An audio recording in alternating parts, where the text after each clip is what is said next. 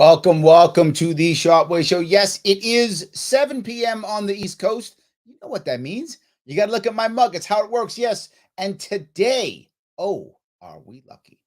We were trying to do Big Brain Sunday all the time. We were. But the problem with Big Brain Sunday was I kept getting busy trying to get signatures on Sunday because I'm trying to get signatures every weekend.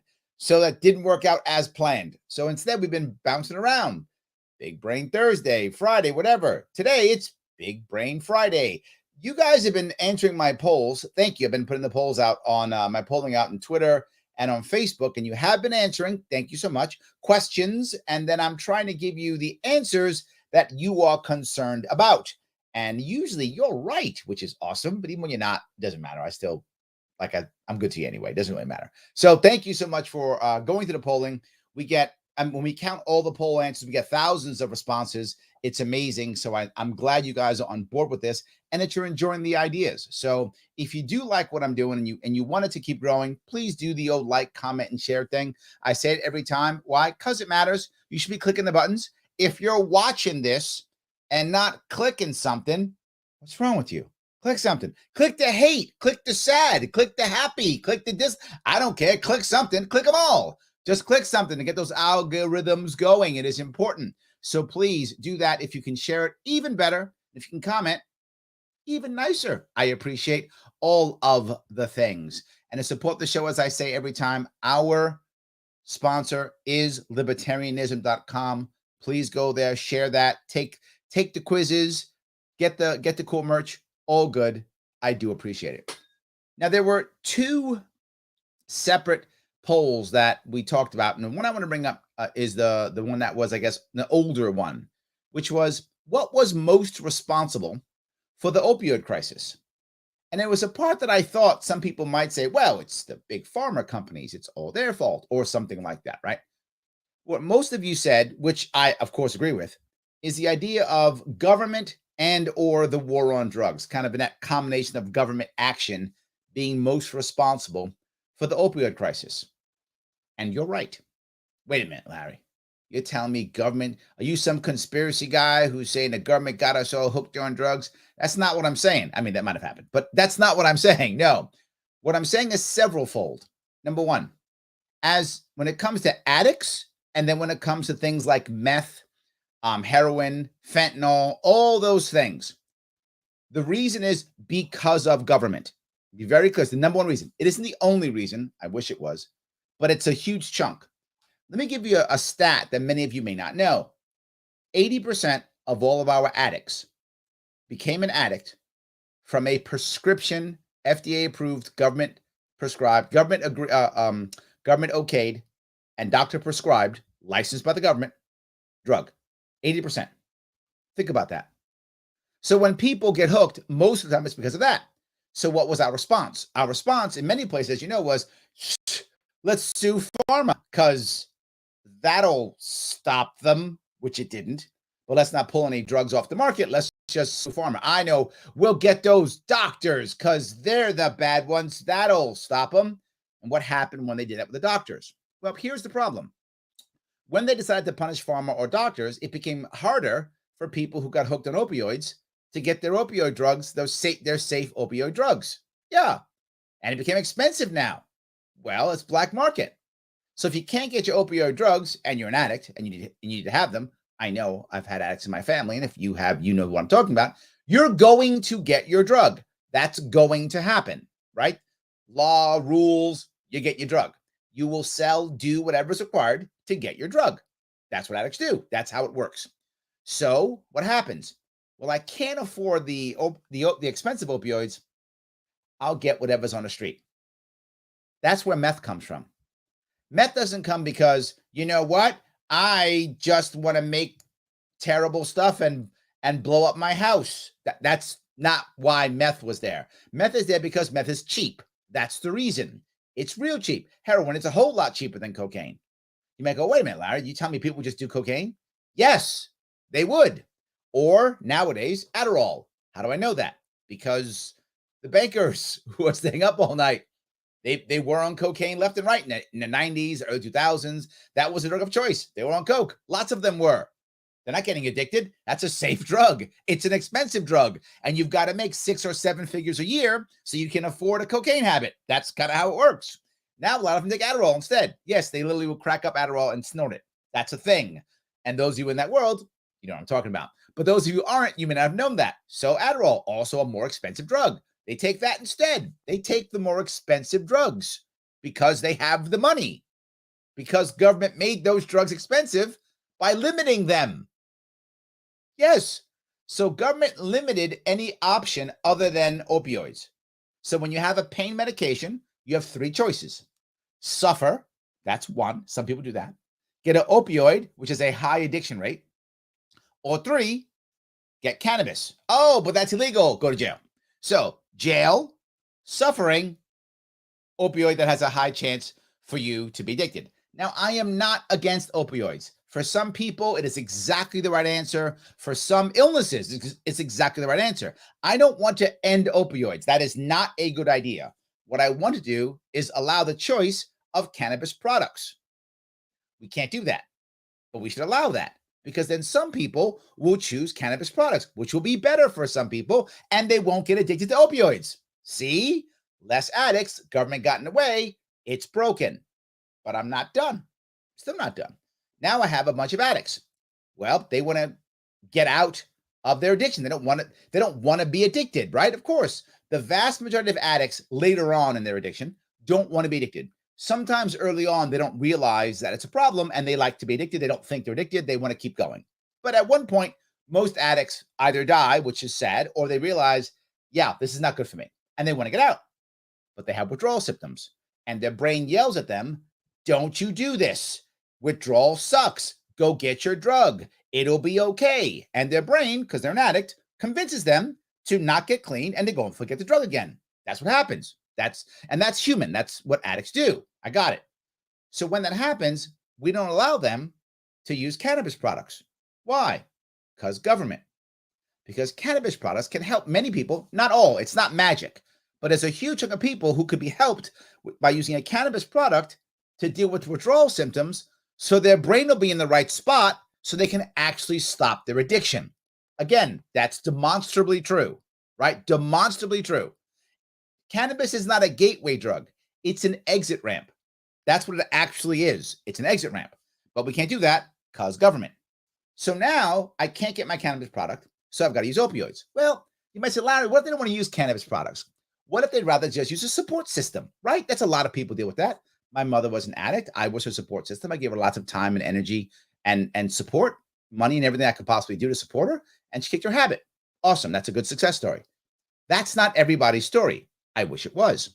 So you might say, well, Larry, you know what? Why don't we just provide more of a support system, right? People can support them, family and such.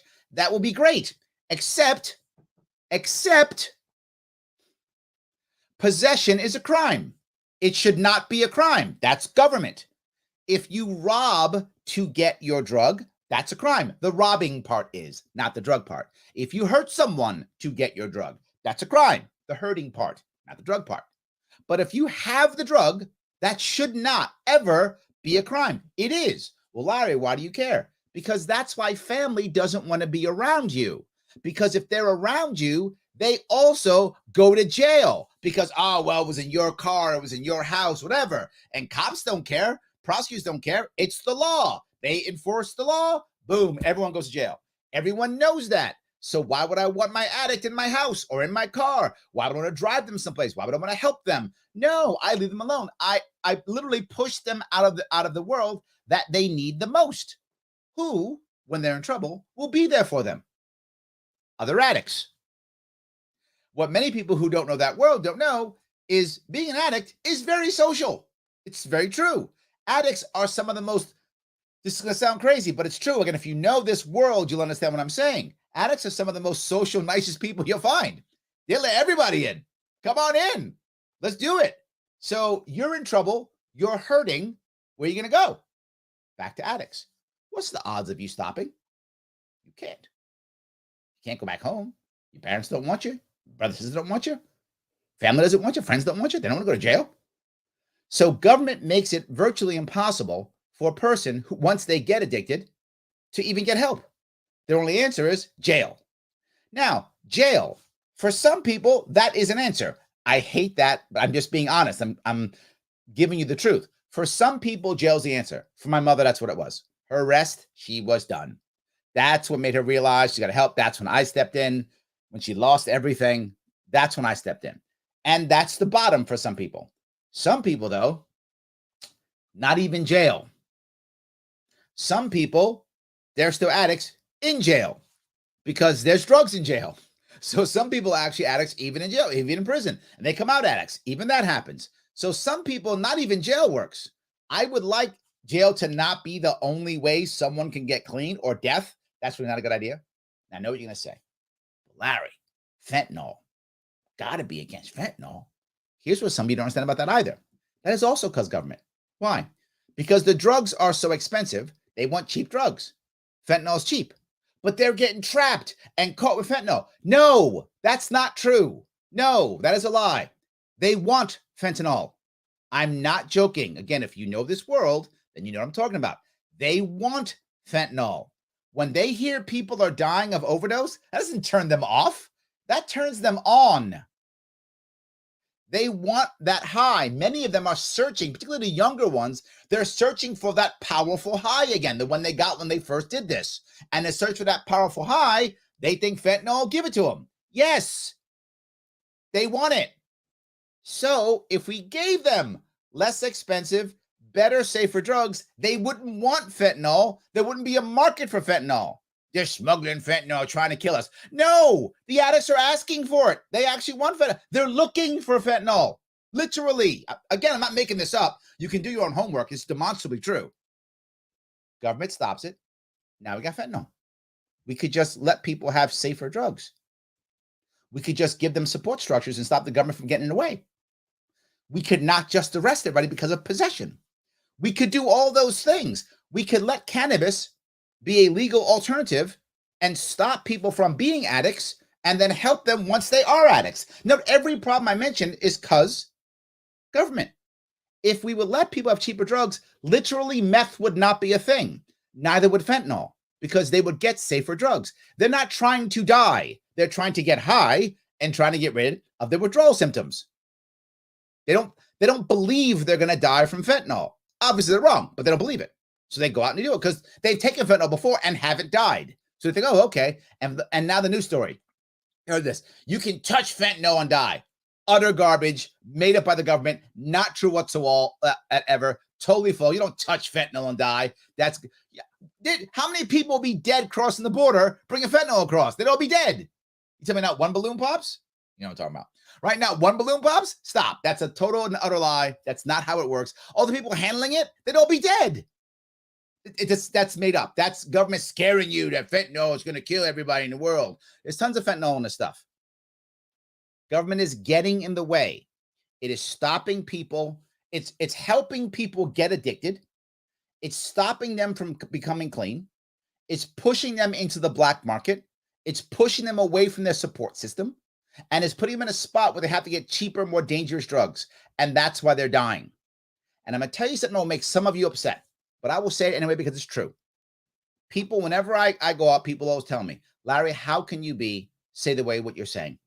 My son, my cousin, my niece, my nephew died from overdose. Why don't you want to stop it? I'm the only one giving you an answer to stop. I'm going to say that one more time. I'm the only one giving you an answer to stop. No one else is. They're just making themselves feel good by being tougher on it. But the reason why your niece or your nephew or son or daughter died, the odds are they died of an overdose. And when they died of an overdose, you're going to say, well, those drugs. No, drugs did not kill your loved one. The war on drugs killed your loved one. That's who you should be mad at. So if you don't be mad at somebody because your loved one died, I get it. You should be. Blame the last 8 presidents. Every one of them could have, and the one now too, could, if they want to, take cannabis off Schedule 1. End the war on drugs. The last 8 presidents could have done it. Not one of them did. Biden didn't. Trump didn't. Obama didn't. Bush didn't. Clinton didn't. Reagan didn't. Carter didn't. And Nixon started it. So So I guess I can't get Nick because he started. So I guess Ford didn't do it. So that's the 8 is Ford, right? You can't expect Nixon to stop it. He started it. I mean, his fault for starting it. But all the 8 presidents after them jumped right on board. None of them stopped it. Blame any of them. And I will say to anybody, if you lost your loved one because of drug overdose, drugs did not kill your loved one. The war on drugs killed your loved one. Without the war on drugs, without government intervention, your loved one might still be an addict. I don't know that, but they'd probably be alive. And I don't know how many I love yous it takes to get your loved one back in, if it is the first or the 100th or the 500th, whatever it is. But if they're taking safer drugs, they still might be an addict and be in trouble. But maybe that 492nd, I love you, will get them to go, all right, let's get some help. Let's get our life back together. That's what I have to say about the war on drugs. You guys who said it's government and then it is war on drugs, yes, it is government and the war on drugs that is most responsible for the opioid crisis. That's the biggest issue. There are others, of course. This is not a one size fits all. Nope. It is. There are many issues, but without question, it is the biggest one. I'll grab some of your comments. And then I hit the other point if I can. So, all righty. Wally says, see you tomorrow in Maine. Yes, but I will not be in Maine. It is remote. So yes, the Maine LP will be hearing from me remotely, not in person. I will actually be here getting signatures because I will be speaking of the war on drugs, I'll be at the New York City Cannabis Parade tomorrow, out there getting signatures so I can get in the ballot. And so you can join me there if you want to. You can head over to my Facebook page if you like to, Larry Sharpe Facebook page, and you will see the events, and I will be there. So if you want to come say hi, sign a petition, I will be there in New York City tomorrow if you want to. If you want to help out, LarrySharpe.com/volunteer. Please volunteer, come on out, get some signatures. The easiest thing you can do if you want to help out, go to LarrySharpe.com. Click the sign a petition, download 2 petitions. You sign one, someone else you know signs another. You swap, you witness them each because you cannot witness your own signature. So you both sign each separately, then swap. You both witness each other's, put them in the mail, send them into the campaign. The address is right there. That helps out tremendously. Do that. If you can go get signatures, I need them as much as possible. Absolutely. If you like this cool shirt I have on, you can get one of them. Head over to LarrySharpe.com/shop. Pick up a t-shirt. Yes, it's an expensive t-shirt because you're supporting the campaign. You can either just send me money if you want to. If you don't like, if the t-shirt's too expensive, don't get a t-shirt. Go to LarrySharpe.com/donate. Just give me money. So you can either give me money and get a t-shirt, or just give me money. I'm fine either way. I think I'd rather you have the t-shirt, but whatever. All good. So either one you can do, please. It is very helpful to take that if you can, of course. So let me grab a couple more if I could. All righty. Let's see here. Here. Dylan, I'm not sure. Is this for me? If you really care, contact me. If you don't, you prove who you are. I'm not sure what you're asking me, Dylan. Have you reached out to the campaign? Maybe I haven't seen you. So we'll see. I will look for you if that's for me. I don't know if it is. So yes. Tubb says, when I grow up, I want to be Mr. Sharpe. I like that. We could all be that. Yes. Red says, good evening, Larry Sharpe. Glad I made it for the live stream. Looking forward to Larry Sharpe's take on these issues. Thank you. I hope that was good. Yes. Scott says, the vast majority of opioid overdoses are from heroin. Yes, I've heard that. I have heard that. Yes, absolutely. Scott also says, magnesium deficiency is involved in every step of addiction. There's less magnesium in food from developed countries. Oh, is that real? Oh, look at that. Interesting. So there we go. We should be adding magnesium then on top of it. Yes, absolutely. 100%. So Glenn says, my father died from cocaine abuse at 39. Wow. I'm so sorry to hear that, Glenn. My dad, it was 41 when he died, but it was not of drug overdose. It was abuse. It was from cancer. So I was 18, almost 19 years ago. I'm almost 40 for reference sake. Yeah, it's difficult, right? This is a good point, Glenn. I'm glad you brought this up. This opioid crisis has been trashing America for decades, right? When I was growing up as an adult, it wasn't as bad. When I was growing up in the 70s, alcohol, I think, was worse. Alcohol now is really bad too, but it was worse then. And there was a name we used to call people who were alcoholics. You might know this word. We used to call them winos, because they would often buy cheap wine in a bag and drink cheap wine. They'd often fall asleep literally in the street. They would just keep drinking until they just passed out in the street. And we used to call them winos. And it was almost like a joke, almost like the town drunk type thing. And I remember how bad that felt, right? At first, as a kid, when I heard, I thought, oh, that's like a joke. He's like a clown or something, is what I thought as a kid. And as I got older, I'm like, no, this is someone who's like in trouble. I didn't get it when I was a kid. I thought, oh, it's like a clown. He's like joking, right? It's funny. No, I mean, sometimes they were funny because they were doing funny things. They would often dance and do funny things to get money for their alcohol. That was the thing. They would dance or sing, and people would get money, and they were going to go, get wine. So sometimes they were funny. That's true. They were sometimes funny. I didn't realize how much pain they were in until I got older and looked back and saw what that was. Then then everybody was a crackhead, right? That was the thing. Oh, everybody was a crackhead. They were calling them that. But that was back in the 80s. So opioid crisis was trashing poor black neighborhoods, poor brown neighborhoods decades ago. Now it's mainstream, right? Now it's mainstream. So now people think it's a new thing. It's new for mainstream. It's not new for poor communities. If you came out of the barrio or the ghetto or the trailer park, you knew it was hitting you already if you came out of those areas. But now it's every place. It's every place. Yes. So let's see here.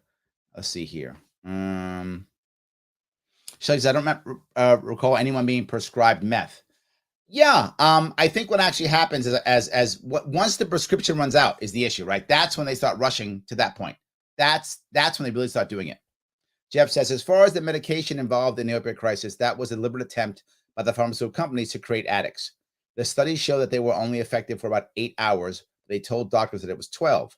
So the result, they would inevitably up the patient's dosage, spot out of control. Oh, I didn't hear that. That's terrible. Wow. That's terrible. Thomas says, 100% during college days and senior from 98 to 2002, Thomas says, was everywhere. And then my friends passed with that master's or PhD work. Yes, absolutely. Scott says, I'm addicted to speed. Oh, I like that. Miles per hour. Nice. I like that. Jericho, a medical use forcibly declined. The number of overdose deaths more than doubled. I witnessed people being cut off. Oh, gotcha what you mean. Being cut off and not help with the dependents. The iron law prohibit. Yeah, thank you. Yes. Look, I am not at all trying. I'm not saying this is a perfect answer. Once someone's addicted, it's not great. My mom was an addict and it sucked. It was not great. And for those of you who had someone close to you, I know Glenn, obviously having someone close to you, it's not a good feeling when the addict picks the substance, whatever that substance is, over family, right? I was a teenager. My mom picked her drug over me. I was a teenager. How was I supposed to handle that? I couldn't handle that, right? How could I was nowhere near mature enough to deal with that. And I was an only child, and my father died. And my mom basically abandoned me for a drug.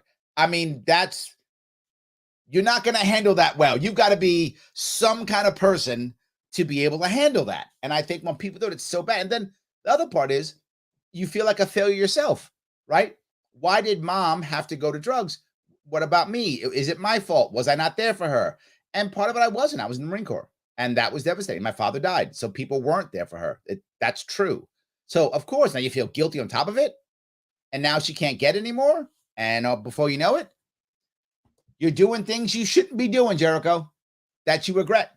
Absolutely. Yes. Glenn says, yep, my dad tried to be clean, but he couldn't. He'd be clean for 2 months and then binge for 6 all the time. Yes. Sam says, Adderall is similar to meth. It is similar. Yes, it's true. It's similar. Not exactly the same yet, but closely chemical related with similar effects. Yeah. Glenn says, alcohol is a gateway drug for most. I think that's true, right? And I think it's true, but I don't think it's because of the alcohol. This is my thought, Glenn, and you please tell me if you think I'm wrong here. I think it's a gateway drug because of the social aspect of drinking, right? Most people, when they begin drinking, don't drink alone. Sometimes you do if you become an addict, you become an alcoholic, you will then sometimes drink alone. But most people who drink, they don't start alone. They do it with friends or family or, at the game or whatever is the thing, right? With your friends at lunch or dinner, you tend to drink socially and you remember the warm, fuzzy feelings of being with friends and, doing the things that you like to do. And I think that goes to the next level. Then someone goes, well, how about this? Take this pill, do this so and so. And I think that's how that becomes a gateway drug. To be clear, Glenn, I have no data on this. This is just my personal opinion. I could be completely wrong. I feel like that's what it is. So yes. Benjamin says, I used to take Adderall for ADHD. It made me feel terrible. Cannabis would help with all the unwanted symptoms. Bingo. Bingo. Yes, absolutely. 100%. So, all right. Let's see if I can do this here. Logic says Sharpe for governor. Thank you. I appreciate that. Yes. All right. Let's see if I can keep going down here. Jamie says, my opinion, jail the hardcore drug dealer, get medical help for addicts, probably cheaper to treat a drug addict than to jail them. Okay. Second part, yes, it's definitely demonstrably cheaper to treat a drug addict than to jail them. Absolutely. Jailing drug addicts is way expensive. There's so many costs and expense to that and problems and lawsuits and everything. Way cheaper to treat them if we can, 100%. I don't want to jail the hardcore drug dealer unless you're talking about pharmaceutical companies. Then yes, they're the hardcore drug dealer, right? I'm going to drug the violent one. And there's a difference. If you're saying hardcore being violent, yes, makes sense. If you're shooting people, hurting people, yes, these are crimes. Do not commit violence. But if you're just a guy on a corner who's pumping out a bunch of weed or even a bunch of drugs, whatever, a bunch of meth, you're not hurting people. They're coming to you. You're getting your money. Well, I don't want to jail you. I want to give you a safer drug. That's the whole point, right? The people who are doing violence, yes. The violence is a crime. Having a substance should not be a crime. Sadly, it is. Putting that substance in your body should not be a crime. Sadly, it is. So instead, if you're saying hardcore meaning violent, I agree. If you're saying hardcore meaning volume, I don't. Just make it safer. And then, because drugstores sell drugs, lots of them. They're the ones getting people addicted. Are we going to put them in jail? I mean, in theory, yes. But I wouldn't want to if anybody I'd want to put in jail, I go back to what Jeff said. There's executives who made decisions knowingly. Maybe we jail them because that was fraud. And fraud is a crime, right? Fraud's a crime. You can't have people taking medicine or drugs when you're lying to them about what's in that medicine or the effects of that medicine or that drug. If they know what it is, they take it, I got it. But if you're hiding stuff, that's fraud. That's a crime. Let's put them in jail. I'm in. Yes. 100%. So, all righty. Shelly says, brides and grooms are told to take Adderall to stay awake during a very long wedding day. I have heard that, Shelly. That's funny. You're like the third person that tells me that. That's really funny. Yes, absolutely. Jericho says, I could prescribe fentanyl, but couldn't prescribe. Okay, so if I say it right, Suboxone. Did I say it right? Suboxone as a nurse practitioner until 2016. Yes, nearly 10 years into the opioid crisis, another way government gets in the way, studied a special license for cannabis. Yes, thank you. Absolutely. Yes. Let's see if I can grab this here. Pete says, can't wait to make my debut in a Sharpe way. I hope you do. I hope you do. What is he talking about? I'll tell you what Pete's talking about. He's talking about the very special Sharpe Sign Challenge. Yes, some of you may have heard of this. If you do what I asked earlier, go to LarrySharpe.com, download, if you would, I would like if you would, download a petition, 2 of them, then sign the petition and or get someone else to sign a petition, whatever you do. Sign a petition is fine. Get someone to sign it. Get a signature. I don't care what you do. Get a signature of a registered New York State voter. Please, not anybody, a registered New York State voter. Witness it. Take a picture of it or a video of it. Post it someplace online. Hashtag Sharpe Sign with an E, obviously. Sharpe Sign, not sign with an E, Sharpe with an E, right? Sharpe Sign. And we will pick one winner every week. And 2 winners every week, 1 video and 1 picture. And of those 2 winners, they either can come on the Sharpe way or ask someone else to come on if they want to in their stead. Yes, challenge and nominate 2 more people. If you want to get in this race, do that and then nominate 2 people to do it also. And before you know it, you'll be a star. Pete thinks he's going to be a star. We'll see. Maybe. We'll see. I hope so. Yes. So the HTS Disciple says, where in New York City for I can sign a petition? It will be in Manhattan in the the cannabis parade. See if I get the actual place. Actually, what is it here? New York parade is at, if I can find it. Where are we here? Can I find it? Trying to find the actual spot.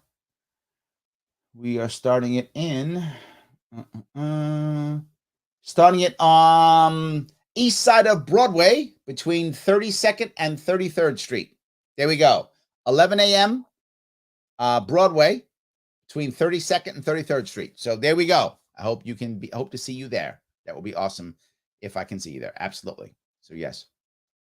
Joel says, Larry, a teacher argued with me that your education program is all BS. She claims the Regents Board and the state constitution and nobody get rid of it. What's fun, get rid of them? Yeah. She says it's all BS. That's what she'll say. If she says that, then she either doesn't understand what I'm saying, or she's someone who just wants to be an administrator. Teachers love my education plan. Administrators don't, because a lot of them are going away. That's reality. The Board of Regents, a Regents Board, is garbage in New York State. Unnecessary. Should go away tomorrow. How do you do it? That's okay. Just get rid of everybody. Done. Give them no power. Get rid of them. I don't care. Get rid of them. I'm not paying attention to them. They don't have a police force. They're gone. Done. Don't use them. Ignore them. Change it. It's bad. If it was in the Constitution that everybody named Joel should lose all their money, I wouldn't take your money.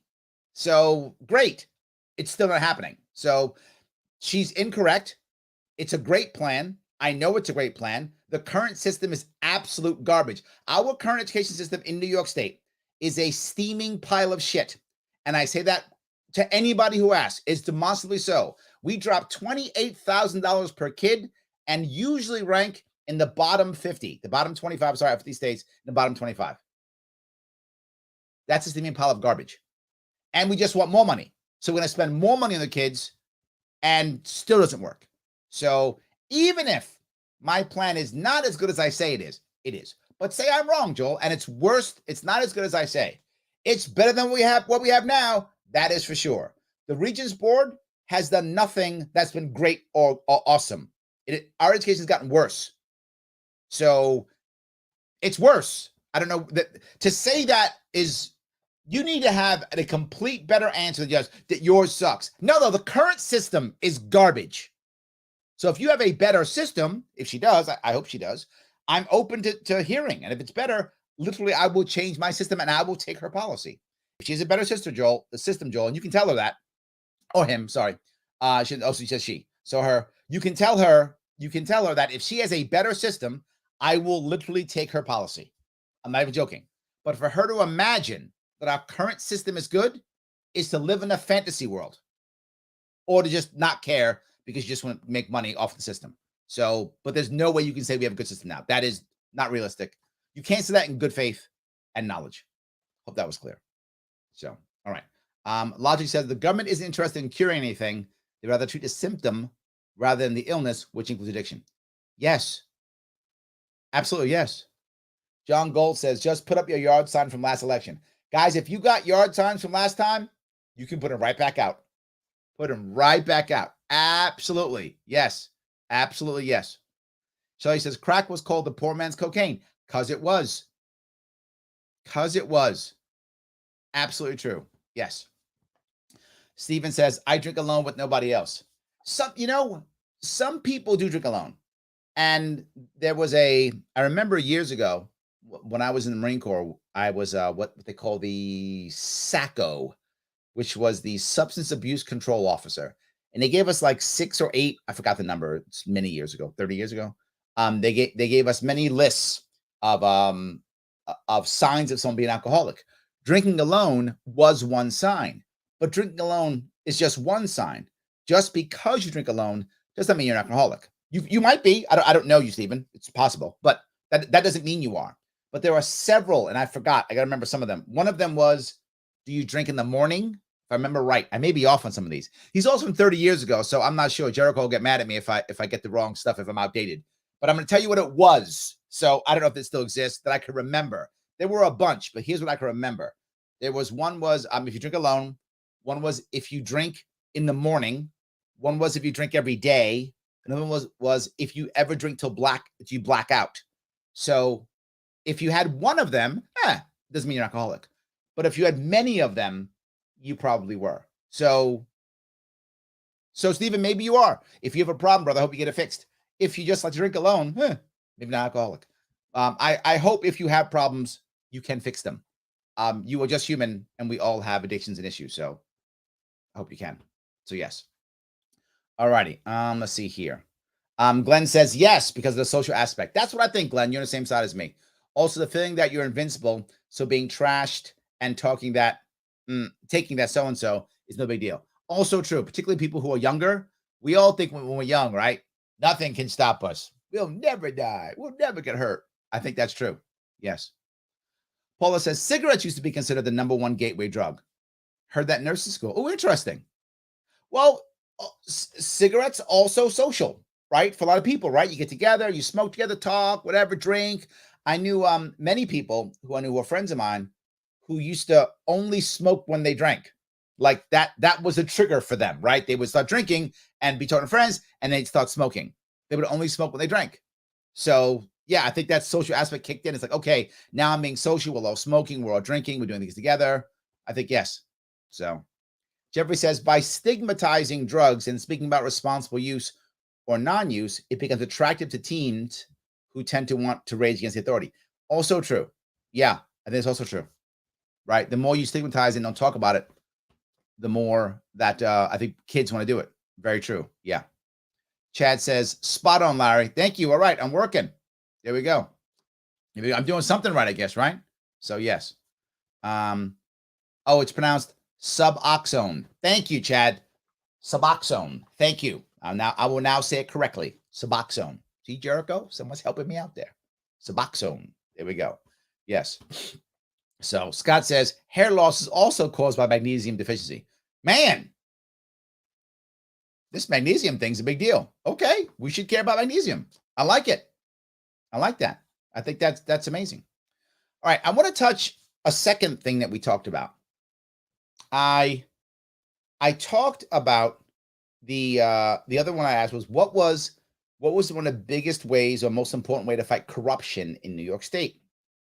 And the answer you guys gave me was term limits. And that's a big issue. And let me explain term limits and where we've gone wrong and where we've gone right. Term limits are a good idea. 100% is true. That's where we've gone right. Here's where we've gone wrong. We focused it on the wrong people. Yes. We focused term limits on the executives. They're the ones that we need the least. I'm not joking. Why? Because there is evidence, demonstrable evidence, that we tend to vote out executives. We do that. I mean, think about our governors. Think about our presidents. We tend to vote them out, or they tend to walk away, or they go to jail. That also happens, right? That tends to happen. If you look at and for those who don't know this, there were no term limits until the 1950s, right? Before that, you could have you can be president as long as you wanted to. FDR got 4, is that right? He got elected 4 times. You could just stay, as long as you wanted. Term limits were a later thing they brought in, right? So think about since that time, who would have gone 3 terms? Maybe Reagan. He was popular, but he was getting older. He probably wouldn't have run. But maybe Obama. He was still popular, so maybe he would have gone. That's about it. So we might have gotten a 3rd term of Reagan or maybe a 3rd term of Obama. That's it. Is that the end of the world? Is that where the most corruption is being done? No. Most corruption is being done in Congress.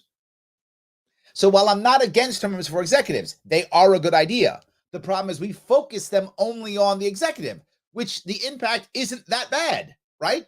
It's not crazy if we got another 4 years as the president, or even New York State has none on the governor, and our governor got booted anyway. So it happens all the time. So it isn't the end of the world. Again, I am for term limits for executives, but not crazy. Like, that's not the biggest issue.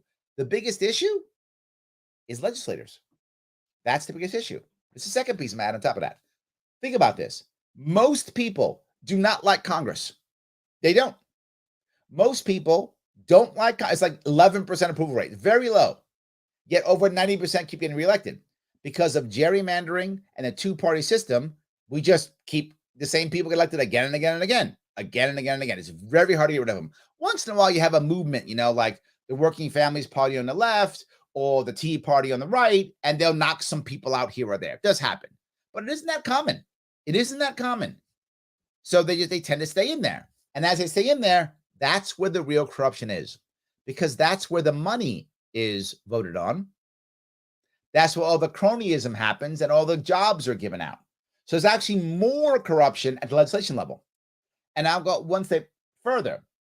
What I call the permanent government, or what some people call the deep state, right? Whatever you want to call that, use the term you like.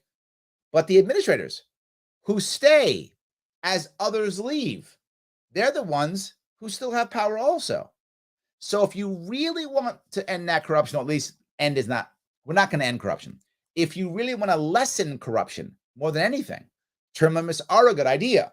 However, term limits are much better on legislators and staff. Larry, you're going to term limit staff? Yes. They're not elected and they have power. Term limit them. Yes. So you get to be whatever this thing in this agency for whatever 8 years or whatever is the appropriate term, right? Maybe it's less, maybe it's more. Yes. But there's one more thing we should have term limits on. And some people aren't happy about it right now. It's the Supreme Court. Of course we should. If you want to make a fair Supreme Court, what does this mean? You make a new, it probably has to be a constitutional amendment, but it's fine. Make an amendment, whatever is required. I assume it must be an amendment. As I think about federal, it has to be amendment, right? Where you just say there are going to be 9 justices. Each one has an 18-year term, 18 years. Now you now assign that now for the most senior all the way down, and every 2 years, a president gets to replace a justice every 2 years. That's it. A justice rotates out every 2 years. If a president just wins 4 years, they get 2 justices. If they win 4 years, they get. If they win twice, they get 4 justices. Well, that's how it works. Done. Easy day. Now, if a justice happens to pass away or something, then that would be an exception. Obviously, you could reboot and reshift after that, right? There'd be an earlier push or a later push to make sure that each president, every term, gets 2. That's it. You're never gonna be able to replace the entire thing. You get 2 per term. So if people like you, you get 2 terms. You get to replace 4. No president gets to put 5 in. Right? That's fair, right? No president gets to put 5. You get to put 4. If your party keeps winning, well, then that's the country telling you something, and you get to replace a whole bunch of them. But that's how we should change that. There should be term limits, not just on executives. There should be, but more importantly, on legislators and on the permanent government staff or the deep state, definitely on that. And also judges too. They should all be term limited. Of course, you go in and then you get out. You do your 18 years if you're a judge, or your 8 years if you're president, or maybe your 12 years if you're a legislator, right? Maybe you do 12 years, so 2 Senate tours and 6 tours as a House rep. And that's it. You're out. Done. I think term limits will help tremendously. Now, doesn't mean it goes away. Now, there's still going to be people who go back and forth and who make connections and lobbyists and such. So you're going to have to get money out of politics too. And I'm going to give you the way you get money out of politics. This is what people think is nuts, but this is how you actually get it. First piece, of course, is the term limits. The second piece, how do you get money out of politics? First off, you do not accept the idea that corporations are people when it comes to politics. This concept is a terrible concept. There should be no such thing as a group that gives money to a candidate. Individuals should be able to give money to a candidate because individuals vote, right? So a police union or a teachers union or a PAC or a super PAC, these are groups. They should not be able to give money. The individuals in those groups can give whatever money they want to give. In fact, if they want to, they can bundle their money together. But then each of them has to list We got together and got X dollars together, and then here are the names of the people who gave, and there's the money you want to give. Well, Larry, how much should we have give? Whatever you want. What? Whatever you want. But Larry, if we let the rich people give whatever they want, they'll control the elections. They already do. What's wrong with you? That dystopian future is today. But Larry, there'll be more money in politics. There's more in politics now than there's ever been. Your dystopian future is today. The current system is garbage. So how can mine be any worse? But then, Larry, they'll just write checks and win. Really? Ask President Bloomberg if that's true. Oh, you can't because he's not president, even though he literally wrote a check for $500 million and he couldn't become president. So yeah, that's demonstrably false, a fantasy, not true, right? And when Trump won last time, he was outspent by Hillary. I don't know what you're talking about. That idea of did money run stuff? It already does. Only rich people will win. First up, they already do win because everyone who runs is freaking rich, so they already do win. But the richest guy won't win. If that's true, I guess we have President Bezos. Where's he? I don't see President Bezos. I don't see President Bloomberg. I don't even see Governor Musk. Nothing. None of that. So that's a fantasy. But they'll have undue influence. They do now. Why? Because the money is hidden. But what if it wasn't? What if you give whatever you want, but it's transparent? Meaning that if Elon Musk or Michael Bloomberg or whomever want to give $10 million to some candidate, Joe Biden or Donald Trump or whomever, Larry Sharpe, or whomever, they want to write a big check, they can. But it is literally, everybody knows, Elon Musk is behind whatever, Andrew Yang, and he gave him $10 million, whatever. Fine, we all see it and know it. But Larry, will that matter? Yes. Yes. Again, if it doesn't matter, why don't you ask President Bloomberg? You can't. When it is transparent, we react. When it's this is his money and it's given to you by the people who love Larry Sharpe. Who the hell are those people? I don't know. It wasn't for that. It's this rich guy who loves me, right? Maybe Elon Musk was writing me a check for $10 million. Hopefully he does. But the point is, if you actually made it transparent and let people give whatever they want, it would actually be fairer. Why? Because they've made more campaign finance rules than ever before. And who is punished by it? Guys like me. Guys who don't have all the money and time and energy to have lawyers on staff to go through everything. So someone gives me money and they fine me because, someone who shouldn't have given me money gave me money, so now I get fined, or I didn't write it the right way, so I get fined, or someone gave me too much money, or I get fined. So I get fined for this, and that fine for me is devastating. But when I'm some heavy hitter who brings in $40 million, first of all, I don't get fined because I have lawyers. But even if I do get fined, I get fined $1,000. Whatever. I made $40 million. What happens when you only make $500,000? Lose $1,000. That's a big chunk of a fine. That hurts me tremendously. I've hurt way more. Way more. But something else, though. I have to hustle to get every dollar. Imagine if I could find it. Imagine if Elon Musk did think, Larry, I love you libertarians. Let me give you $10 million. Wow, I could actually have a chance at fighting on the same level as everybody else. What? You just level the playing field. You just level the playing field. Now people can see me, the whole deal. I'm not sitting there saying, guys, go to my website, volunteer, buy a t-shirt. I don't have to worry about that anymore. So you want to make things fair? No companies, no organizations, individuals only, whatever they want, transparent. You will watch money leave. You will watch money leave politics. Because the more you regulate it, the more there's regulatory capture. That's just how it works. So I hope that answered all the questions on those topics. Let me grab a couple more. All right, hold on. Luke says, what will you do to keep the church and state separate? That's a very, how do I answer that? I'm not sure. That's a very open-ended question. I do think they should be separate. I do think the First Amendment's very important. Absolutely. So that gives you a freedom of religion. You should do what you need to do. Are you saying is this because of abortion? Is this because of medical mandates? I'm not sure what you mean by this. In New York State, the abortion issue, the church is irrelevant because New York State has just made it to where in New York State, there is no real attack on abortion rights. if anything, there's a push the opposite way to just our recent laws have been very. I'm surprised how liberal our abortion laws are in New York State, but just anything goes basically. So I don't think that's an issue. If it's mandates you're concerned about for New York State, then of course religious exemptions are the one exemption you should not ever be able to get rid of is the religious exemption. It's in our First Amendment. You get to practice religion as you see fit, and if that means that the government can't stop you from doing a certain thing, or unless you're hurting somebody else, obviously, right? So, like if your religion requires ritual sacrifice, then that's a problem because you're hurting someone else. But as long as you're not hurting someone else, why would I care? I hope that answers your question. It's a vague question. I don't know if I answered it correctly. So yes. Glenn says not established an organized religion, I would assume. There is one. It's called statism. Ooh, some of you like that one. But yes, no, you're actually correct. Yes.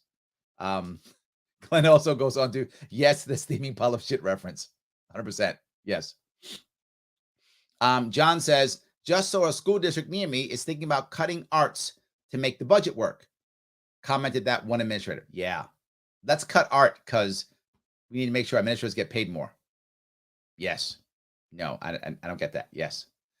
Scott says, what the F is a Regents Board? It is a useless board in New York State that controls our education. It's basically the equivalent of our Department of Education. It's useless. It should go away. It's terrible. Yes, absolutely. John responds to this. A Regents diploma is about as useful as a car with no engine. Actually, a car with no engine is more useful because you could sell some of the other parts. So it's actually more useful. Absolutely. Yes. 100%. So, all right. Let's see here.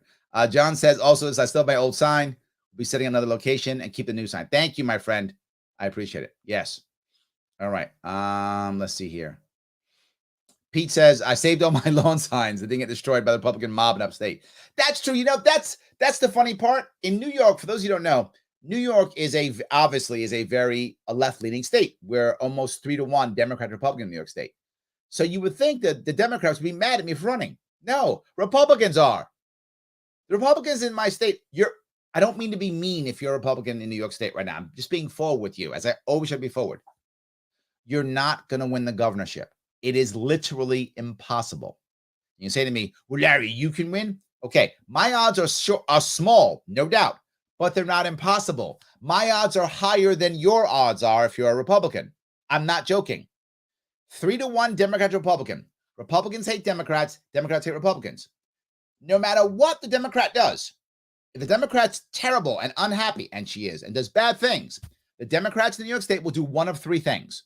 1, they will stay home. 2, they will hold their nose and vote for her anyway. Or 3, they will vote for me. They're not voting Republican. They hate Republicans.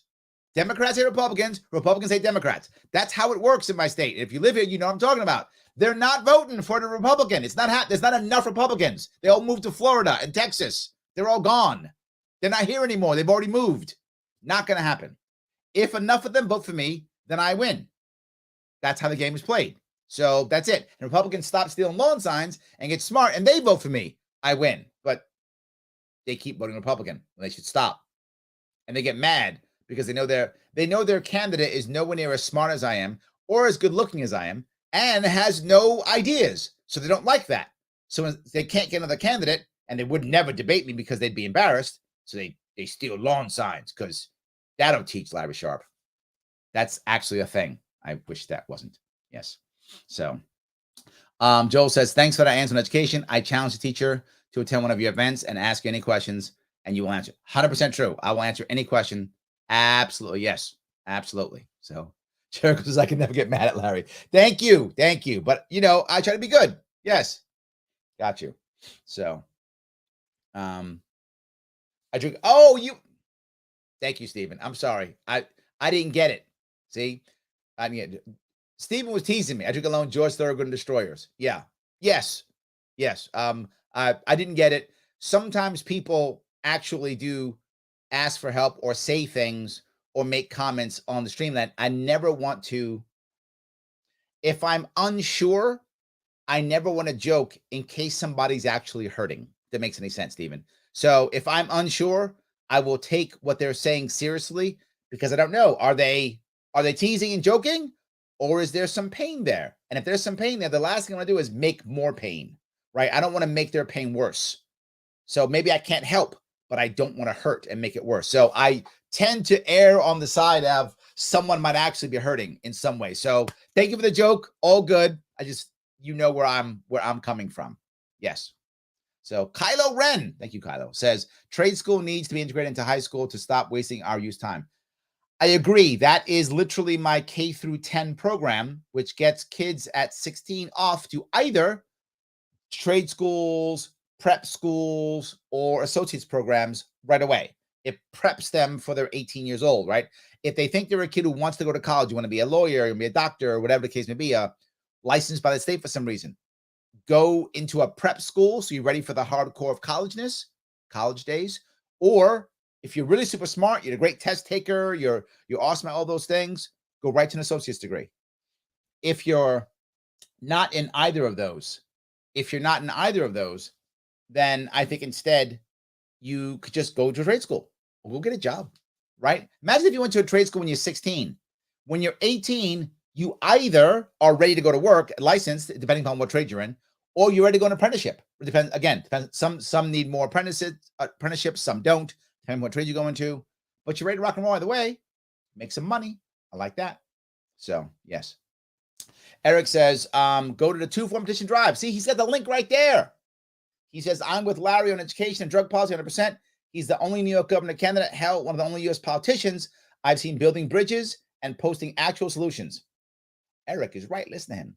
Let's sign the petition to get him on the ballot. First New York, then USA, maybe even Mars at some point. I will become president of the Galactic Empire, of course. And if I do become leader of the Galactic Empire, the first thing I'll do is, localization to your own solar system. See, I'll begin breaking down the Galactic Empire into solar systems. Then we'll go down the planet.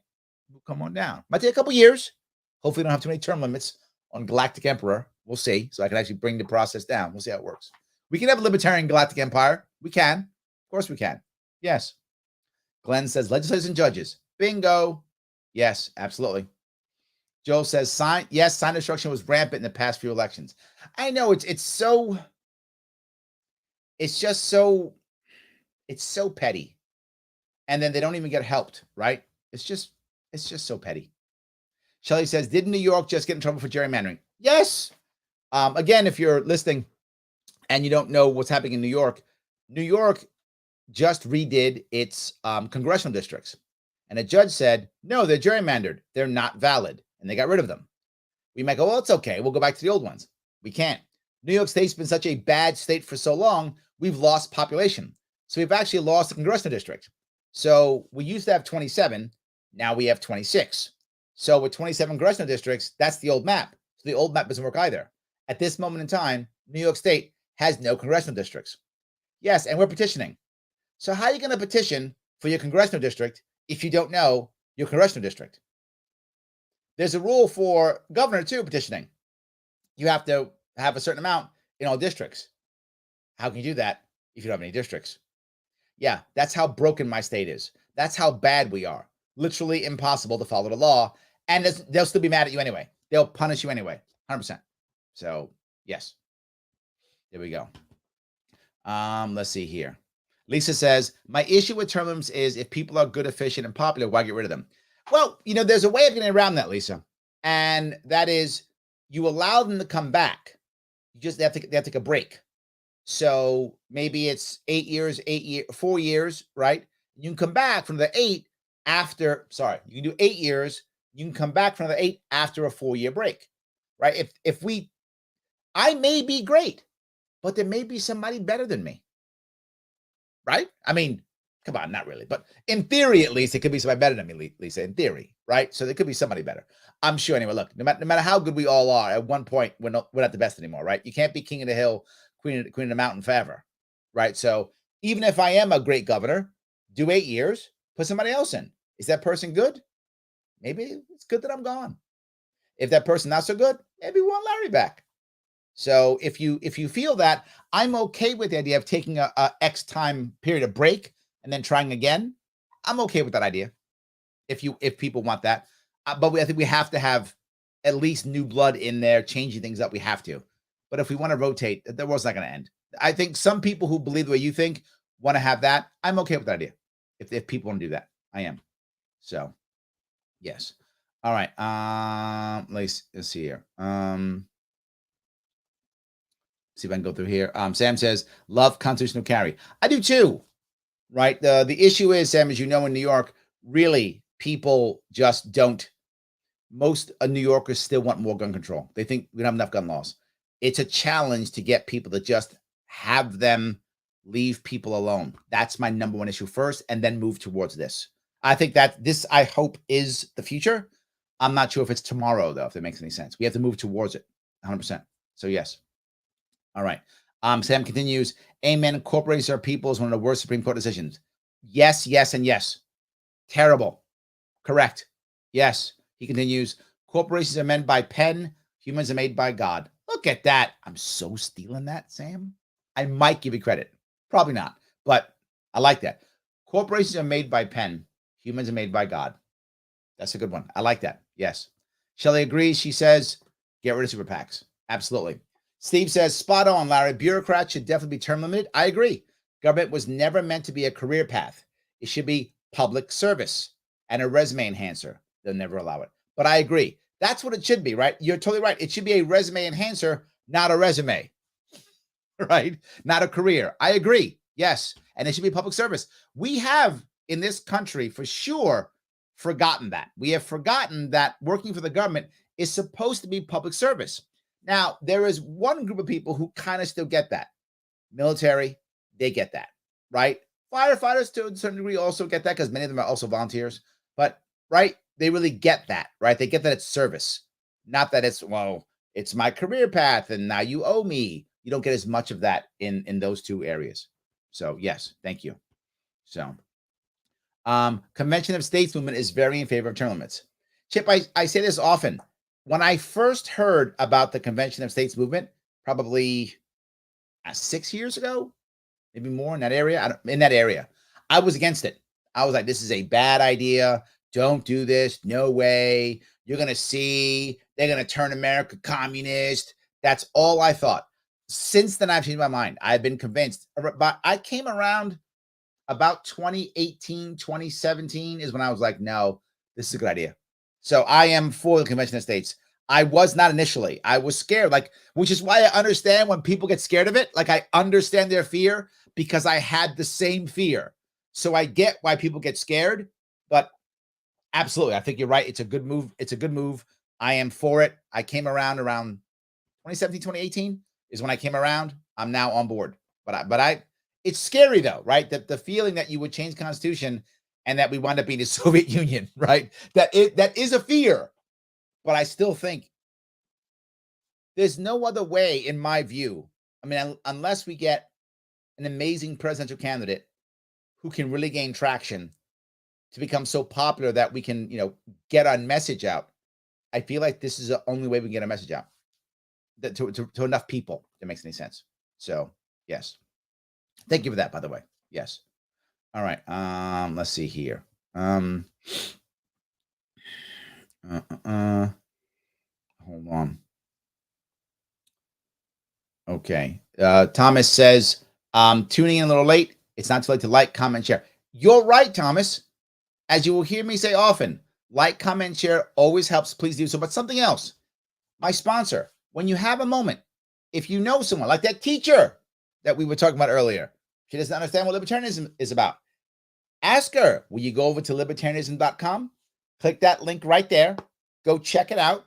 There's videos there, little tests you could take there. There's cool swag also there too if you want to get some cool swag. You don't have to buy it if you don't want to. You can just take the little tests, watch the videos, be able to talk about libertarianism a little bit. And when you do that, you get enough points. You get points, and then you could get the swag for free. If you like the swag, go buy it. It's great, but you don't have to. You can take the test and do it. Please share it. If you've taken these tests, awesome. Share it anyway. Let people know. Tell people to go. Why do I pump this? Why do I have them as a sponsor versus other people who want to be a sponsor of my show? Because I believe in this. That's the reason. Because I spend my time talking to many people, trying to get them to understand that liberty is the way. It is the only way. It's not perfect. There will be problems and issues in any system. But as long as we're leaning towards liberty, we're going to have a better outcome than not, right? That's my 100% view. I believe that truly in my bones. I believe that. So how do I get from me to someplace else? Libertarianism.com. Send somebody there. Have them look at it. It's not only about, and it's not that I'm against you guys who are like hardcore Hayek or hardcore Mises or hardcore whatever. Not against you guys being that way. That's great. But let's get people to lightly go to libertarians.com. And then when they want to go, then they can go deeper, right? Let them go to Bastiat after that, right? They can go down those rabbit holes. It's fine. But let's not lead with that. Let's lead with this. And then I'm like, this seems interesting. Have anything else? As a matter of fact, I do. Have you heard of Bastiat? Boom. Now you can keep going. So that's why I like it so much. Please, if you can, go there. If you're saying, Larry, I don't want their merch. I want your merch. Hey, head over to larrysharpe.com/shop. You can get it. You can get it. You can get a t-shirt. You can get a hoodie. You can get a mug, bumper sticker, yard sign, whatever you want. I know some of you are going to say, Larry, some of the stuff on the pages look expensive. Yes. It's to support the campaign. So you can do one or two things. You can say, Larry, I love you. I want to give you $20. Give me $20. Thank you. That's larrysharpe.com/donate. I would like every dollar you can give. I need it so I can get petitioners, so I advertise, right? I need the cash to move the campaign forward. So I love that. But if you go, Larry, I'd love to give you $20, but I'd like something for it. Then don't give me 20, give me 30 and buy a shirt. I'll still get 20 and you'll get a shirt. See? So that's what the shop is for. Yes, it's a bit more expensive, but the campaign's still getting the money. You're just getting something. I would like you to have the shirt, but I also need to have the cash so I can move the campaign forward. So any of those will work 100%. Please do whatever you can. Thomas, you are correct. Thank you for helping out. Yes. All right. Let's see if I can go down here. So Glenn says, Zeldin once gushed that Cuomo will make a good president back in 2011, I believe. I don't doubt that at all. I don't doubt that at all. Yes. He doesn't have any plans either. Sorry. I appreciate that. Yes. So Mike says, Larry will be president of the Federation, not the Empire. Ooh, I like that. Yes. See? The Federation. That's correct. Well, they probably called the Empire until I got it. Then I would change the name. Absolutely. Then I would change the name. Absolutely, I would. I change the name. So, yes. So, John says, smash that like button. Yes, that's correct. Absolutely. Yes. Stephen says, 9-issue man, I love you, Larry. I wish I had a candidate like you in my state. Thank you. I appreciate that. Absolutely. That's so nice to say. Yes. Sam says, Obi-Wan Sharpe is our only hope. Thank you. Yes. So, real name Hinton says, I endorse Lee Zeldin because libertarians don't have a chance to beat Kathy Hochul. As I said before, and I'll say it again, you think he does? It's a serious issue. Do you think he does? You think that he actually has a chance? None. Literally. Lee Zeldin was Trump's lawyer. Lee Zeldin voted against the Marriage Equality Act in New York State. Lee Zeldin voted to not validate the 2020 election. This is New York State. This is in Oklahoma. In Oklahoma, that guy's governor. South Carolina, that guy's governor. New York State, everyone who would have supported him has already moved to Florida, man. No chance. Zero. No chance. So the idea you would even say libertarians have no chance of beating Kathy Hochul, so you endorse Lee Zeldin? I have a better chance of winning than him. Yes. Because if his people get smart, like you, and vote for me, and if I heard people get pissed off, vote for me, I can win this thing with 35%. New York State is a plurality state, not a majority state. So all I need is 35% of the vote. I win. That could happen. What's going to happen with him? It doesn't matter what happens to him. Democrats aren't voting for him. Kathy Hochul already has a lieutenant governor going to jail, and she's still beating Zeldin. She just went through the worst possible 2 years in New York State. She's still beating Zeldin. I don't know what you're talking about. I don't know what you're talking about. She's been firing people for not getting a job. She's still beating Zeldin. 3-1, Democrat to Republican, my friend. Know what state you live in. I'm happy that you watch the show. Please keep watching. But the idea to endorse any Republican in a statewide election is fantasy. Now, locally, Republicans win in New York State. Locally, often they win. Most of New York State, by county, is actually Republican. So Republicans win locally all the time. Statewide, all the cities vote blue. Buffalo votes blue. Rochester votes blue. Albany votes blue. Ithaca votes blue. New York City, of course, votes blue, right? They all vote blue. And they're the mass population. Fantasy, my friend. Fantasy. Yes, absolutely. So, yes. Renam says, politicians against big tech are taking questions using big tech. Answer your voters, Larry. Stop being a stranger. Dude, I do a show where I take live stuff every day. Okay, you're just making stuff up now. Now you're trying to trigger me. I'm not getting triggered. I'm not getting triggered. Yeah. Come on, man. To even imagine, I go to events unscripted and take questions. I do hundreds of events all the time. I've been at Long Island twice already. You just missed me. You can just check my events. I've been in Long Island twice already, just this year. Already twice this year I've been out. So, yeah, I'm just saying. That's all. So, yes. So, if you have a question, ask the question. I will give you an answer. You never see me dodge a question ever. So, yes. All right. Let's see here. Let's see here. Grab a couple more. Brian says Zeldin's an establishment pick. That's the first one. He's not for the people. Also true. Yes. Dave says, Larry, Democrats, Republicans don't have to worry about districts. They don't need primaries because they're recognized private political parties. They can nominate candidates by convention. Very true. Yes. Absolutely. Yep. Absolutely. Yep. Absolutely. Let's see here. Let's see. Okay. What do you mean I'm offended? What are you talking about? I answer people on Facebook and also on YouTube. I know what you're talking about. All right. Anyway, I'll be coming to Suffolk County. I always do. Stop talking your trash, real name hidden, and come out and talk to me and answer a question now. Put up a question right now. I'll answer it, or show up then. You're just talking trash, man. I'm happy to talk to you. I will answer.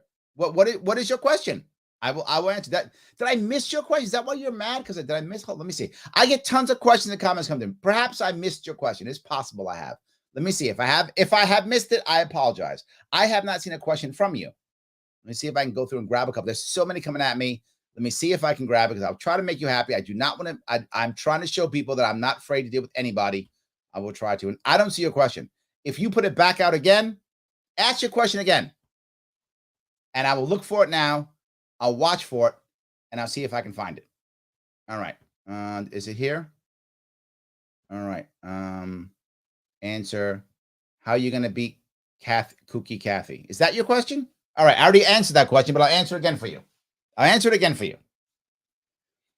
If Kathy Hochul makes another big mistake, hopefully she will. She's been doing it. Eventually, her people are going to be sick of her. When they're sick of her, they will do one of three things. And this is already seen how it works. They will either stay home, option number one. Number two, they will hold their nose and vote for her anyway because they're Democrats, and they will vote for the Democrat no matter what. Or number three, they will come to me. How do I know that? Am I just saying that? No, I already know. The data is in from last time I ran, and you can see in the recent polling, about 25% of the people who vote for me are registered Democrats. So 1 in 4 people who vote for me is a registered Democrat. The more she gets, the people pissed off already are voting for me. When you add me into the mix, the Republican and Democrat both lose votes. So I take from both sides. Again, that's demonstrable. The data is in. We saw that in 2018 and recent polling. You can do your own homework if you care. I don't know if you care or not, but if you do care, you can just check it. It's there. You can just look at the Zogby polls. It's right there. So that already happens. If I can make that number go from 25 to say 35 or 40%, that's how I win. And hopefully people who are Republicans realize their guy has no chance of winning, and then they'll also vote for me. That is how I beat Kathy. That is the answer. That's how I do it. How does Lee Zeldin beat Kathy? Magic powers. That's it. Literally, magic powers. Kathy could literally, I don't know, go into a coma in October. He'll still lose. Because they will either do one of three things. Stay home, hold the nose vote anyway, or vote for me. Those are the only three options. They're not going to vote for the Republican. To be clear, a Republican has not won a statewide election in New York State in 20 years. And the state's getting bluer, not redder. The red people are leaving. They've been leaving for years. You know lots who've left. Yes, you do. You live on Long Island. You know lots who've left. So it's obvious it's going to happen. So I hope I at least answered your question. So yes. All righty. Let's see here. Juan says, while gathering signatures, many people don't understand why you are running as independent. This gets us into discussion on how Democrats change the rules to get libertarians off the ballot and make it extremely difficult for third parties to run in New York. Yes, very true. Yes. All right. Steven says, Boomer Zeldin voters always browbeat me for voting for you. He'll never win. Zeldin's better than Hochul. I'm not in this for the better candidate. I'm here for the best candidate, Larry's Rockstar. Thank you, my friend. I appreciate that. Thank you. Yes. Joel says, I ordered some car magnets. Thank you, my friend. I could use them. Absolutely. Yes, I could use them. Thank you. So, all right. Steven says, I can't believe how corrupt your state is. It amazes me. And I'm in Vegas. I know. We really, yeah. Yes, absolutely. Brian says, people haven't done the math. Larry keeps spelling it out. I try to. Yes, I do. Yes. Grace says, thank you for explaining why the GOP cannot win governor of New York. It is impossible. Yes. 100%. 100%. Yes. It's impossible. Jericho says, Kathy Hochul could shoot her assistant on live TV, and given the choice between her and Zeldin, Democrats would vote Hochul. Or they'll stay home, right? Or they won't be motivated. But the thing that's hurt Republicans more now in this state, and any either blue state or even purplish state, is with the recent SCOTUS debacle. It's not a ruling. It's just a sheet of paper. Who knows if that'll be the ruling? I think the odds are high that will be the ruling, but we don't know yet. It's just a piece of paper right now that someone saw. But I mean, what gets Democrats out is something to unite them. Otherwise, in states like New York, they're not motivated. They go back to lunch. They go back to brunch. They're not running out doing stuff. They're like, whatever, we got this. We're fine. We're Democrats. It's New York State. We're good. But when they thought Trump was going to come eat your babies or whatever the Trump thing was, man, they rushed out, right? They're like, oh my God, we got to stop Trump. He's the evilest guy in the world. They rushed out in droves. Of course, in New York State, they did. Now, this is going to become, if it isn't already, it's the anti-woman. Everybody all hate women. And they're going to rush out in droves again. So a lot of Democrats going to be voting this year. Let's hope most of them are voting for me. That's my hope. Yes.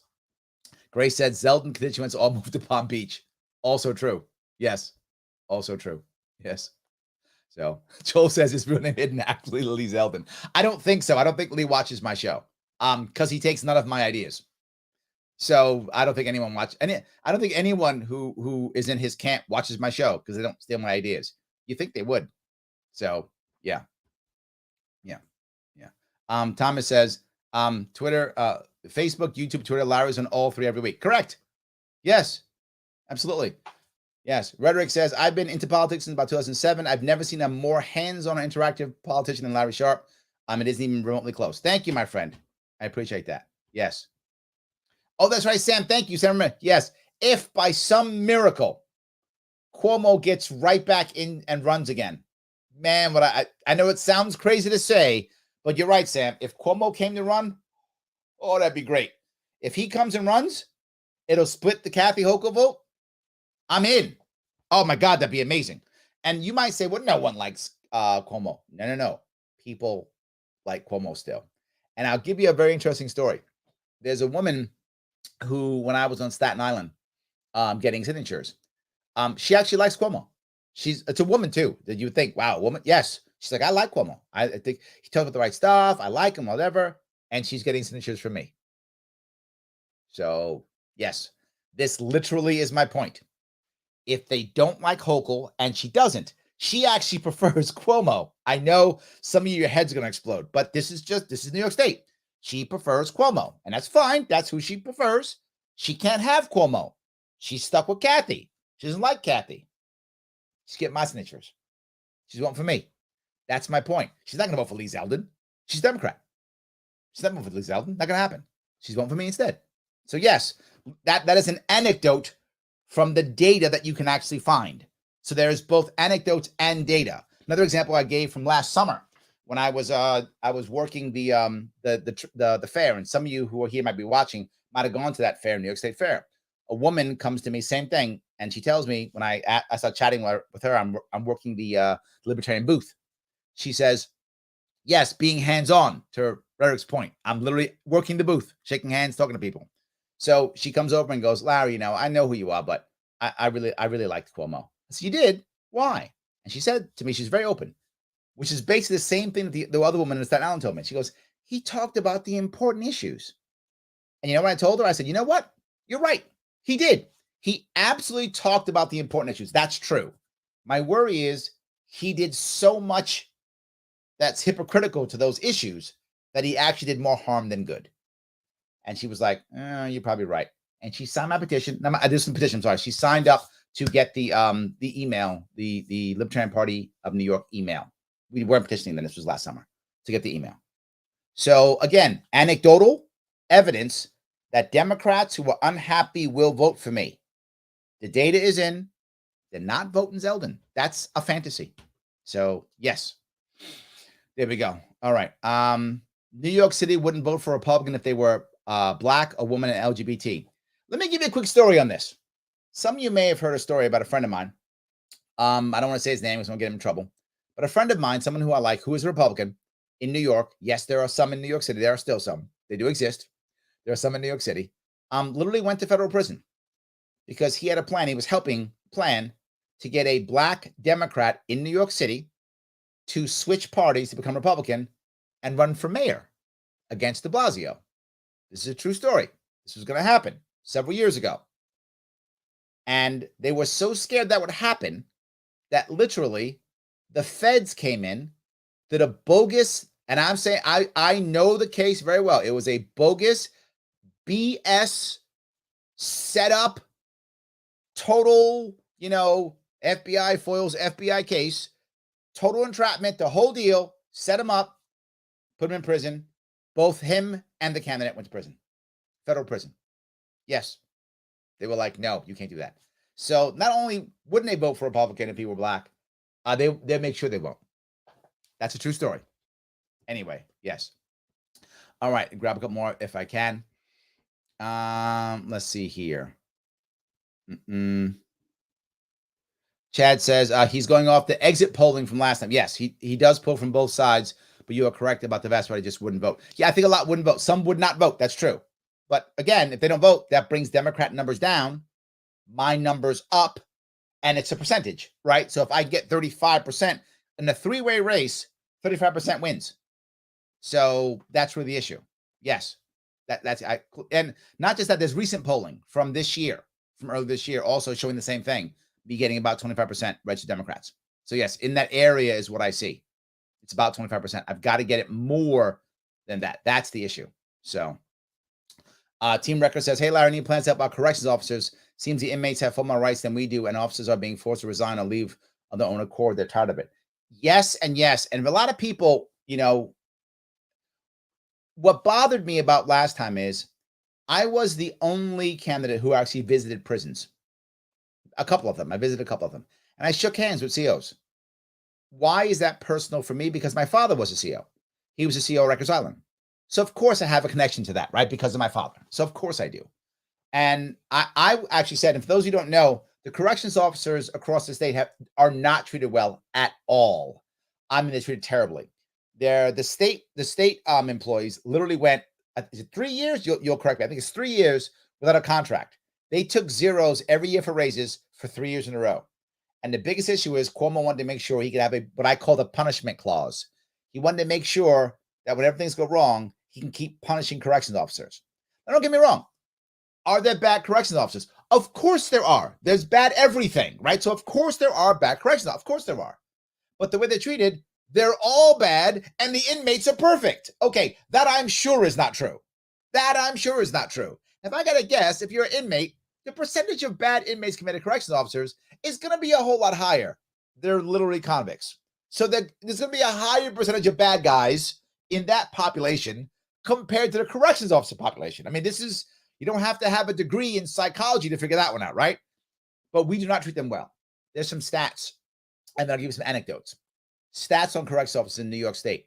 The average corrections officer, their life expectancy is under 60. Yes, under 60 is their life expectancy. That's how bad it is. Suicide's huge among corrections officers. Every correctional officer I've met, everyone knows someone who committed suicide. They know someone who committed suicide. Everyone. And something else you'll find while their time is suicide. Every single correctional officer I know knows exactly when they're going to retire. Always. Some to the day. Some, I'm not joking, some to the day, but all to the year and month. So when you retire, 10 years, 4 months. Some will go 10 years, 4 months, 35 days, whatever. Like, they know everything. They all know that. This is the world they're in. So what I said the whole time is, I would sign your contract without the punishment clause, because I don't want to punish corrections officers. I want the reverse. I want prison reform with help from the corrections officers. What you will hear me say 1,000 times, and I'll keep saying it. Here's what I'm sure of. There are people in prison who should probably never leave prison ever. And there are people in prison who should do their time, get out, and have a full second chance at life with all the benefits as anybody else. Do your time, go back to life. And there are people who shouldn't be in prison at all. The problem is, I don't know which ones are which. You know who probably does know? The people who work with them every day, which would be the corrections officers. So why aren't we using them? And we don't. And again, this is kind of a niche issue, but I spent some time on it because it matters to me. So for those who don't know, what New York State does is they don't actually try to fix things with corrections officers. Usually they ignore them. So they get some plan from out of state or some psychiatrist and have this new plan and go, we're putting this new plan in. And the corrections officers go, what? You didn't tell us. It doesn't matter. We're doing this. Here's your new thing to do. Then it doesn't work because they didn't ask the correction officers. Then they blame the correction officers. That's the normal thing. Now, I'll give you an example. One of the examples was they wanted to put, give the prisoners iPads. And you might immediately say, why? That's so dumb. Why are we giving prisoners iPads? Well, sometimes you do want to give prisoners things. Why? Because you want to be able to use it as a way of taking it away if they don't do the right thing, right? So if they have no benefits, if they have no privileges, then you have no tool to keep them in line. So you might want to give them iPads, depending upon your prison or your jail. You might want to give them iPads so you can use them as a tool for good behavior, right? I'm not against the concept. What I'm against is they didn't ask the corrections officers how to do it in their own prisons. In some prisons, you might want to give it to them directly. In some prisons, you might want to make sure it's only in a public area. In some, the COs know who to deal with and how to deal with them. And they would have been able to give us a better answer on how to use this tool. Many COs were okay with it. And some were like, this is a bad idea. We didn't even ask them.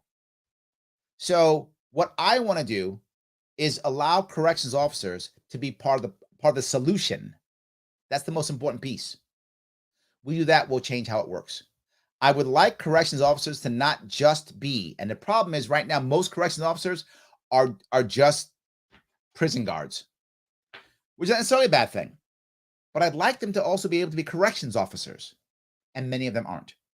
We should have those who just want to be, that's fine. But we also need some to be able to be actual corrections officers, to go home and not be like, damn, I'm so glad I'm gone. But instead of be like, I did some good today. Not I'm just stuck filling out more paperwork and be treated like garbage. And every time something goes wrong, it's my fault. That's what corrections officers right now in New York State deal with. The thing you don't realize, if you're a corrections officer, it's a prison. You don't shut down the prison ever. So during COVID, and your relief is sick with COVID, you're staying. Well, I got plans. Not no more. Well, I got a family. I don't care. Well, I was going to school. Not tonight. Too bad. Well, I'm tired. Guess you're going to be tired then. So you're literally going to do 8 and another 8 because the prison doesn't shut down. You're not going to send the prisoners home. So all these things that happen in a prison that happen outside, these guys are done. They've got to stay. You don't have enough bodies. You're staying 2-3 shifts. I guess you are. So now I got to put a guy in that shift for 2 or 3 or 4 shifts, more than he should have in a week, right? And then don't let him make a mistake even though he's tired. Don't let him screw up even though he's literally exhausted. The prisoners are sleeping. He's not. Prisoners, they're ready, bright-eyed, bushy tail, ready to go. How about you? So yeah, I get what you're saying completely. And I was the only one who even talked about this. For those of you who are watching the campaign, no one else talked about it. I was the only one. I was very disappointed in how many correctional officers just did not vote for me when I was the only one who had their back. I still do, though. I'm even if you don't vote for me, I still got your back. It doesn't change. I still feel the way I feel. And prison reform is important. It just can't be only prisoners. It's also corrections officers.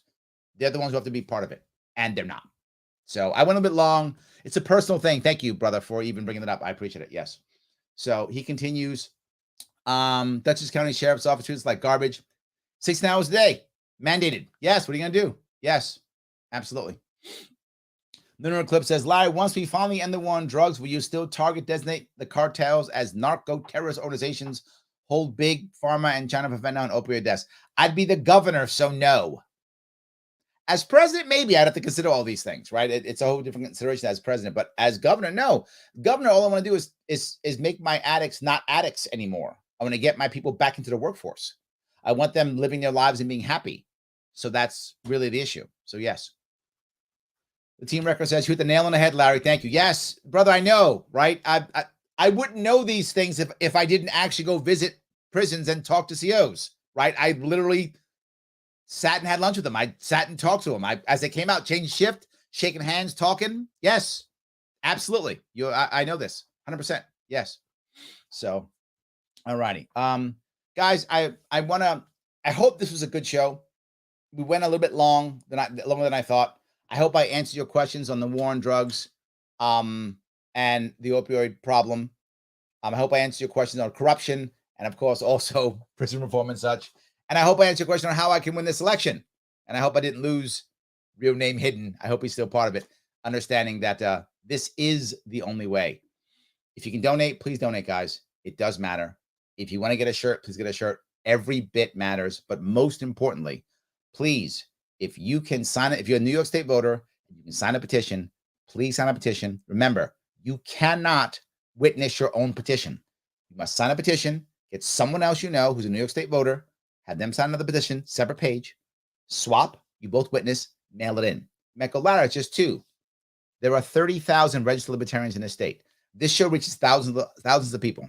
If everybody does it, that's a lot of signatures. If you can get 2 or 3 more, even better. That's a lot of signatures.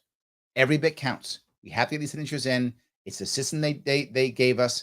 I hate the system, but I have to play with it. Hopefully I can fix it. So more and more and more to the best of our ability. So Brian says, great show, Larry. Thank you again. Of course, I'm trying my best.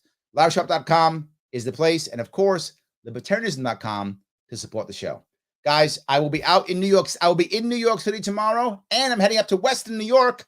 I will be in Erie County, and also Genesee County, and also Allegheny County, and 1 or 2 other counties in Western New York on Sunday and Monday. Check the page if you live in Western New York. Love to see you there. I will be out there doing that. Not Long Island, sorry, but I will be in Long Island another weekend. This weekend is Western New York. I will see you all very soon.